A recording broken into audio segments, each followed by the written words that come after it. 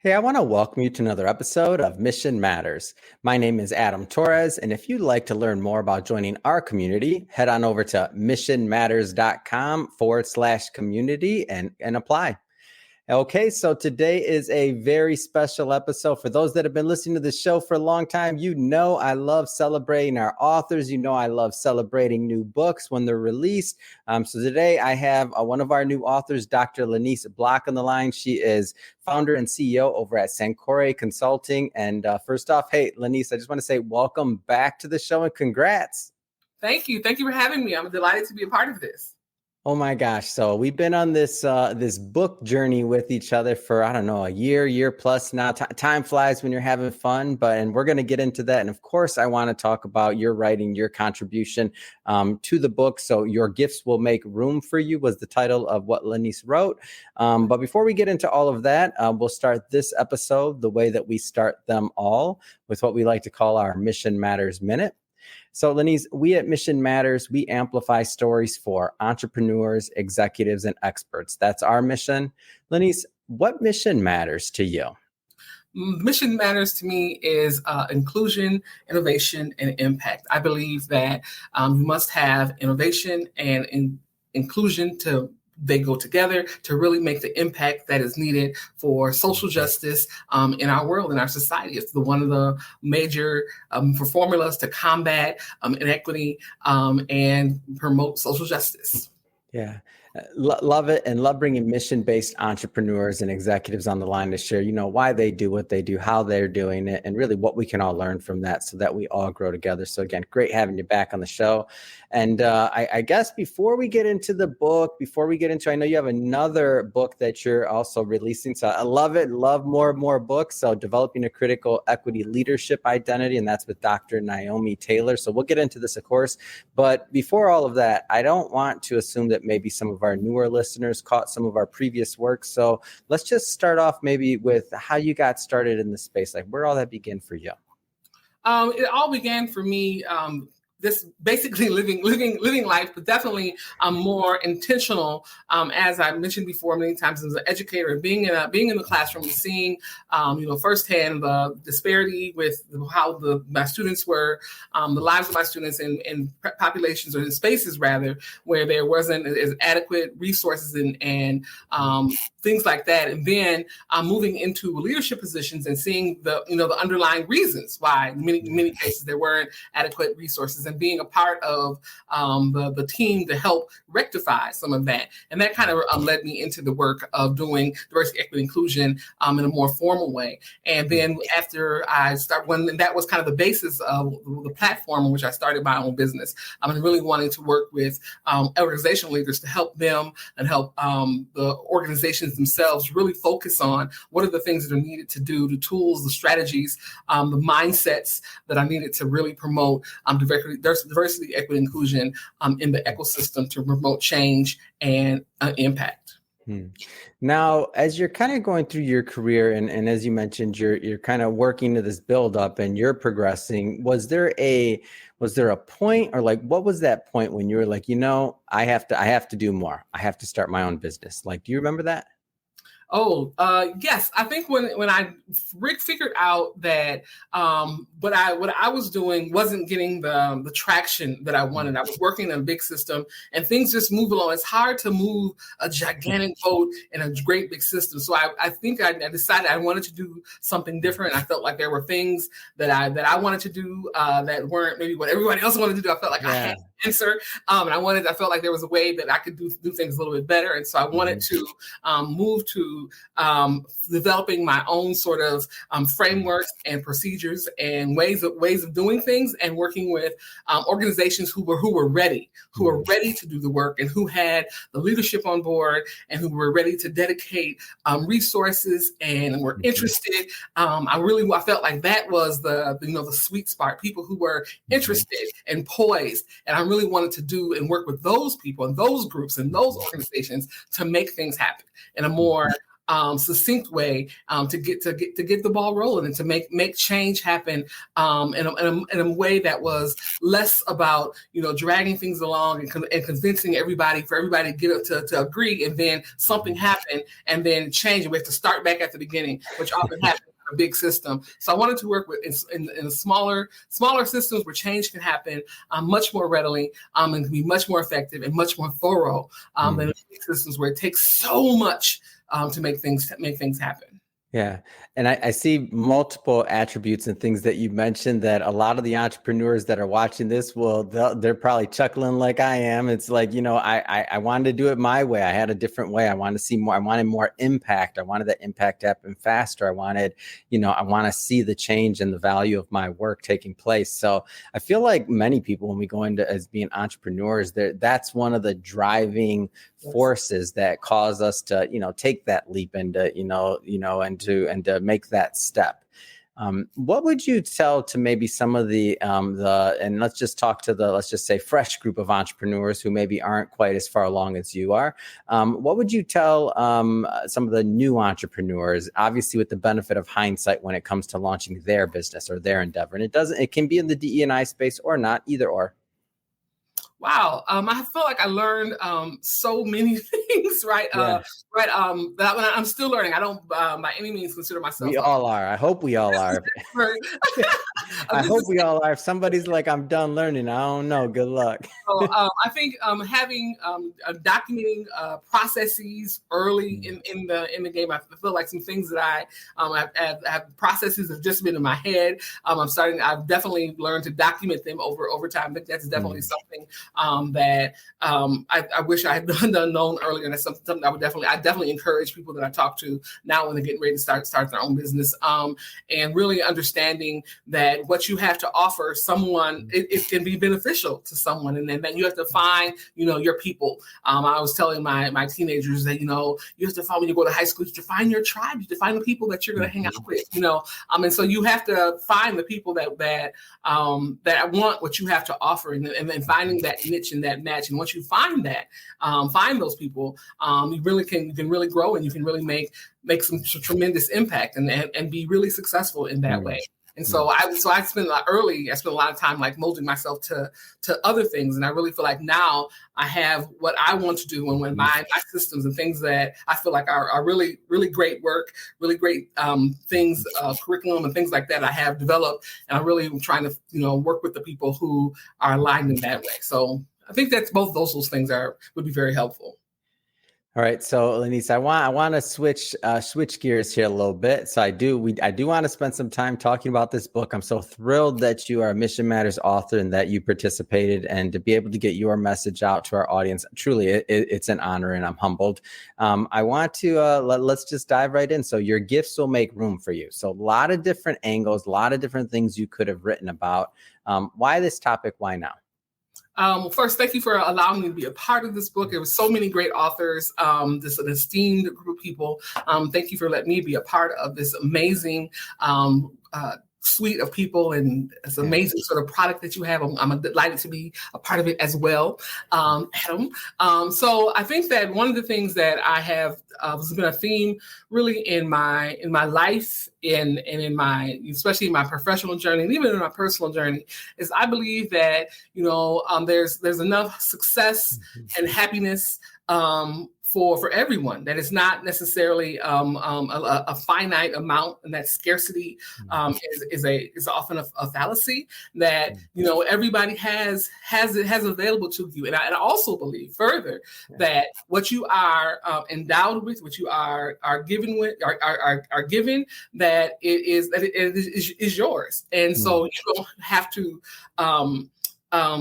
think about it being, if you treat it right, if you understand that it's a precious gift, that it will, and treat it as such, then it will open up doors for you to be, who you are in the best space, in the best time, and that you have to make sure that you are ready for your time and your space, and treating your gift as it's precious, and that it is something to be honed and cared for.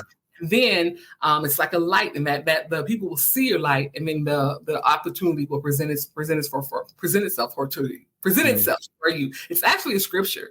And definitely I identify as a Christian, and definitely feeling like this is definitely a way that I have an adage that I've lived my life, and definitely feeling like that has been true for me. The things that I have been endowed with, blessed with, have been a way to share with the people that have been who they're for, and for me, and the transactional relationship between that. And I definitely feel like as an entrepreneur, as a business person, going out on my own, definitely feeling like that is something that I've had to be reminded of many times on this journey, trying to figure out what I was going to do next. I often tell people sometimes I'm sitting at my desk here, and so many things happening. So many business. I'm like, oh, this is overwhelming. What am I going to do? Other times I'm like, otherwise I was like, where's the business? What is happening?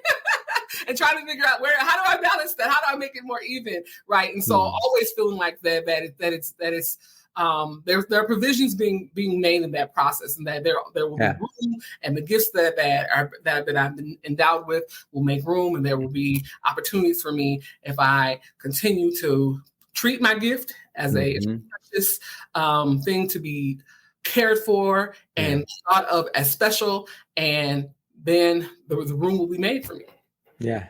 I want to read a couple of the headlines here that are in the book. And just for everybody watching this or listening to this, we're not going to go through all of these today. Why? Because, I want you to pick up the book, right? Like it goes deeper than even our conversation today, but I will give you a little bit of it. So your gifts will make room for you, An informed mindset is mandatory. To achieve different results, you must be willing to be innovative. I don't do one-off speeches and potlucks. Love that section. And really, the way you broke down this chapter, put procedures in place. How can individuals create equitable change? The way you broke down the chapter, I think, was really good, because it made it digestible, but then it also kind of gave some action there, so somebody can walk away and really, if they're interested, they can take some steps forward. So I thought it was a very useful chapter. I want to pick out maybe one or two of these. So I guess the first one I'll pick out is to achieve different results, you must be willing to be innovative. What does this mean to you? It means that you have to do things different. So many times, you heard it too, I'm sure. Yeah. We get caught in the idea that we're doing something because it's always how we've always done it, and we get that's the blow right there. It's how we've always done it. And I know you're a consultant, so as soon as you hear that, how do you keep from cringing? That's rhetorical. You don't have to answer that one. Well, I don't keep from doing it. I cringe. I'm like, we can't. We have to let that. We have to, in many ways, let that go, and we have to.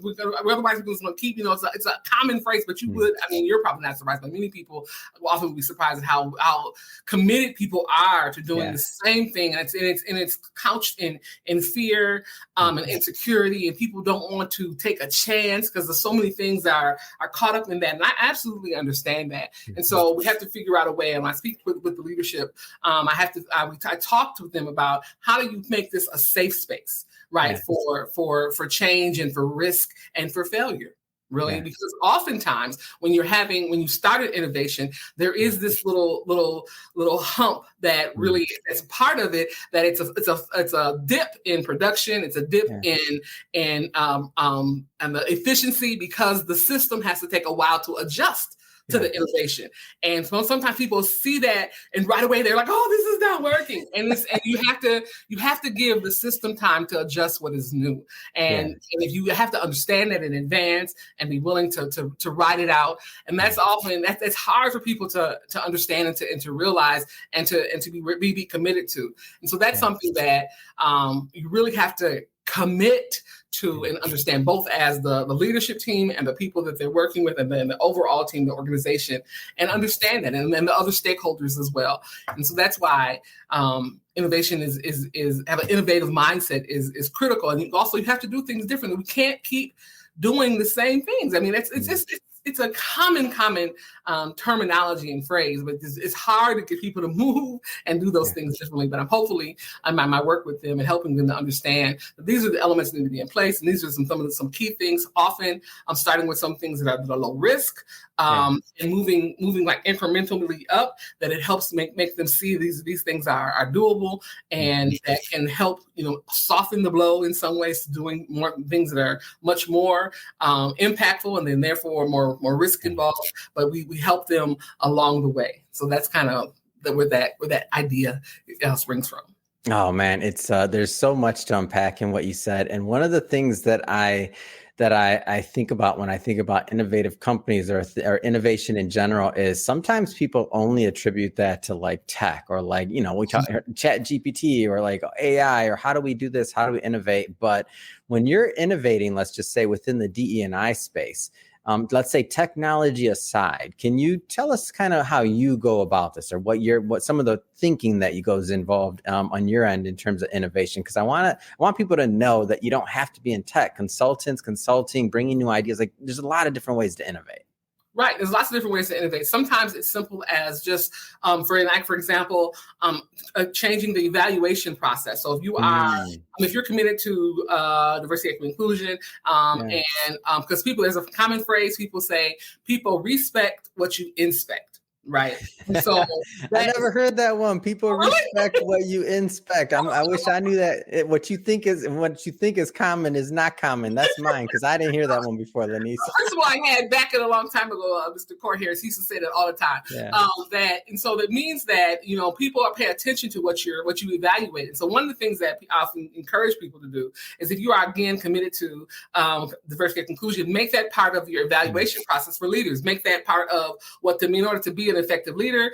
That's we always say we have these lists of things that they're evaluated on. Make that one of the things that you evaluate them. Make that part of the rubric. And so they're committed to it. They have a vested interest in demonstrating these particular qualities, these particular behaviors. And so that's an example of that. Changing again, for instance, the hiring strategies, like making it so that there are specific things you're doing to advertise for jobs in specific spaces where BIPOC people or people who are marginalized people, GLBTQ or people who are experiencing disabilities, those people those people have those communities be very intentional about that kind of outreach. Those are some examples of outreach, doing things differently. Now, this costs maybe cost a little bit more money. Maybe it requires having a different mindset and thinking about where are those places, who are those people, and so it requires a different way of thinking about that, a different way of going about things. Maybe you have to change your process for posting a job, and your timeline for how long it takes for you gonna open the search window for a job, and who are the interviewers. All those things often will have to shift. So it's like a effect. One thing leads to another. But that's again part of the innovation process. Those are the things that one thing leads to another. Changing interview questions, for instance, might be another thing that you do as part of the innovation process. And this leads to change. Who's going to write them? Who is going to ask them? How are those things going to be evaluated? And you need different people on your team to do these things. So all of one thing often leads to another thing. It's part of the process. And so that's another, and I feel like it's all good things. Once you do one thing, once you do one really great thing, it leads you down to other really great things if you're doing it with reduction and authenticity. Yeah, no, I love it. It's that cascading effect of what you're talking about and allowing more and more, regardless of the space that you're in, but in your particular space, I feel like every time you work with a new client, you do something new, like you're furthering that mission of DE&I and what that means for progress for all of us. So I really appreciate your work. Speaking of your work, let's spend some time here with the time we have left and talk a little bit more about Sancore Consulting. So maybe tell us a little bit more about your firm and what you do. So we focus on not diversity, equity, inclusion is the one a major aspect, but we also, as Archie said, in addition to, we focus on on strategic planning and innovation. We do that with the design thinking, like the traditional form, and then also liberatory design, which is design thinking paired with equity. The design thinking, the D School, which has created the design thinking, partnered with the National Equity Project and created liberatory design. This is a wonderful tool that I love to use. Also, I do logic modeling as part of my strategic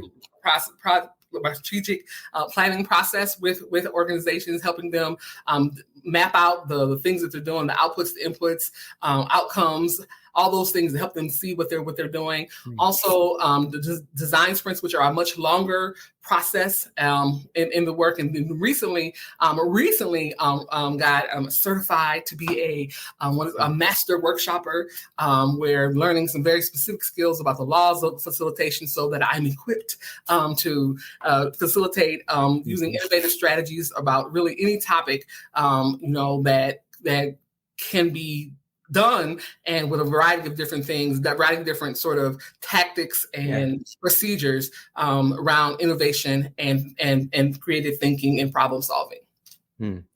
And so how is this delivered? Is there an online component? Is it in office or in class? Tell us a little bit more about the delivery and how people engage. So both. So I have been because I also, I forgot to mention this. I also have a pretty strong expertise in educational technology. I also do adjunct professor at a couple of different universities in the Twin Cities. Actually, I'm teaching an ed tech class for a university coming up this fall and in the spring. Wow. Anyways, you are busy. And so I also teach culturally responsive teaching strategies to teachers as well. So I forgot to mention that. Anyways, and so I do all of these things, both in a virtual environment and in a face-to-face environment. So I've gotten really great at doing it virtually via Zoom, gotten some strategies because I have a ed tech background. I have lots of different tools to do things and create engagement and do all those same things I want face-to-face, both online, but then also do things online, do things in forms of workshops. I can do multiple, like I do series sometimes organizations hire me to do a series of things over a year-long process. Sometimes it's like a shorter process, like maybe just a spring over a couple of months, that kind of thing, where we have this engagement time, and it depends on the organization, what their needs are, and the scope of how many people they want me work with, where they are, where they begin, and where they want to end. Those kinds of things we do. For instance, we have an equity audit process, and so there's 8 things you can have in there, the equity audit process. And so if an organization wants all 8 of those, that's a much longer process. But if they only want maybe 5 of those options, it's a shorter process. And so we try to be accommodating and responsive to what the organization wants, to make it get the end that they're hoping for and get the information that they need. But sometimes they need I help them understand that the things that they think they want, they maybe need to do something different, or either add or subtract something to get to where they really are wanting to go. And so that's kind of, I help with that as well. Yeah. No, I think that I want to now get into, I've been holding back, but you have another book coming up, which I'm so excited to learn more about. So Developing a Critical Equity Leadership Identity, Pathway to Courageous Leadership. So Dr. Naomi Taylor is who you're working with. That's your co-author. How did this project come about? So Dr. Naomi Taylor and I both worked for a local school district, and she is, a brilliant, great friend of mine. And we were both working with a different school, and we were talking about, working with this school district. They need this group. They want to do the work. They're interested in doing their work. They're committed, but they need something. Yeah. They need something, and we were like, actually, Dr. Taylor was like, they need a equity leadership identity. And so we're like, oh, I'm like, yes, that's exactly what they need. And so we went about developing a framework that was really about having these sort of 5 elements and these 5 steps that really helps people understand what it is to get to the point, which is the paragon, which is making courageous equity-based decisions. Because we both saw in our careers, both middle-aged women who's been in this work a very long time, see people who who are very, very committed and who really want to do the work, but get to the point, the crucifix of really making a change, and get to the point where they're really getting ready to make a really big impact and make that courageous equity-based decision, and then they stop because they get pushback, they get resistance, they have an adversarial experience, and then they shut down, they stop because they're not equipped to go any further. And so in our framework, our identity building process, we are building them to give them the tools, the understanding, the information they need so that when they get to that point, get to that apex, they push forward and they're able to make that courageous equity-based decision and not stop and not succumb to the resistance that we know will be there, that we know is part of the process. And so we want to better equip them to make those decisions and make that impact and not, fall short, as we have seen so many well-intentioned leaders do. So that's kind of the point, the intention of the book. Oh, that's amazing. And when I'm not holding you to this, is this a 2023 thing, 2024? When do you think we're going to be live with this one? So yes, I feel like I'm writing my dissertation all over again because I keep thinking that it's done. And I'm like, I'm thinking I want to add this to it. So we thought it was done, every month for the last 8 months. And we keep thinking, we're going to add something to it. So now, Adam, I feel like, what is today? August. And I feel like it's done. And so hopefully that it really is done and we won't think of something else to add to it in September. But right now it's done. All right. Well, like I said, I'm not holding you to that, but I definitely do appreciate you coming on the show today to promote not only, of course, the book that we released together that I'm so thrilled to talk about, but also, your work at St. Corey Consulting, your new book that's coming up. So if people are watching this or listening to this and they want to follow up and they want to continue to follow your journey and learn more, what's the best way for them to do that?